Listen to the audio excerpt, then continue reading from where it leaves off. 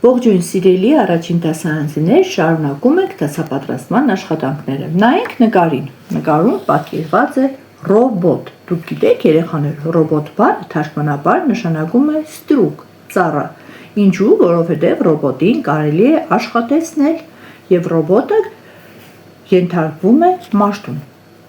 Ռոբոտ բառասկզբում լսում ենք ռ, կոշտ բաղաձայն հնչյուն է։ Ռ տպագիր մեծատար,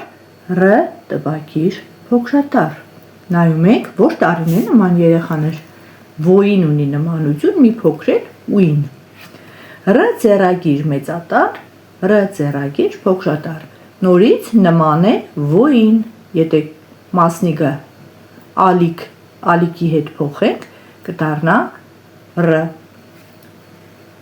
Ռոբոտ։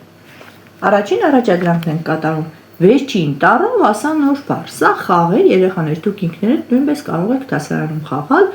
կհարստացնի ձեր բառապաշարը եւ ուրախ ժամանակ կանցկացնեք։ Տեսեք, ռ-ով սկսվող բառ է։ Ռետին վերջանում է ն-ով, ուրեմն ն-ով սկսվող բառ պիտի ասենք նուռ,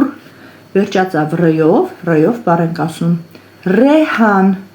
կանաչի է, չէ, համեղ կանաչի է։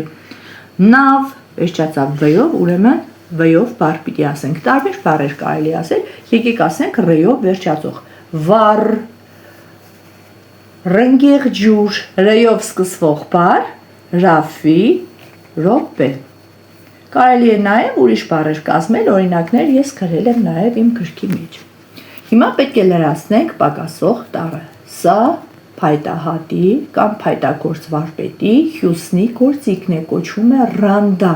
Ռանդայով հարթեցնում, տաշում են փայտը։ Ռանդա, ռոբոտ, օճառ, ռադիո։ Այժմ անվանենք ծառերը։ Ծիրան, ծիրանի ծառին ասում են ծիրանենի։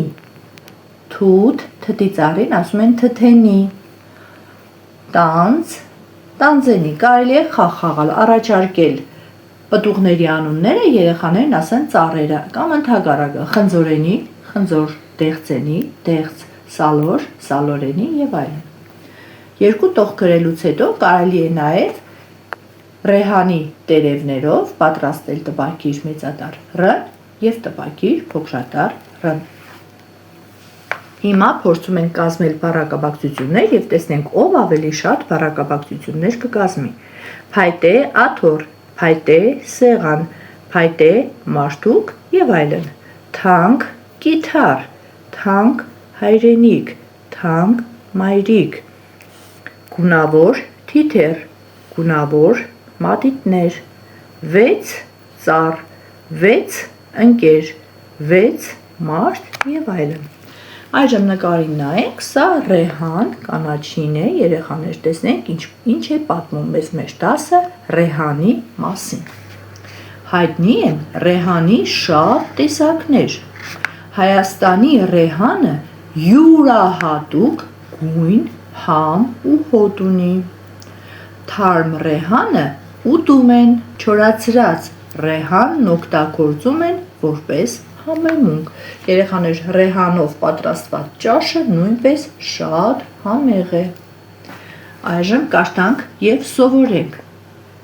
Մեղուների խմբին անվանում են պարս, ձկների խմբին անվանում են վտառ,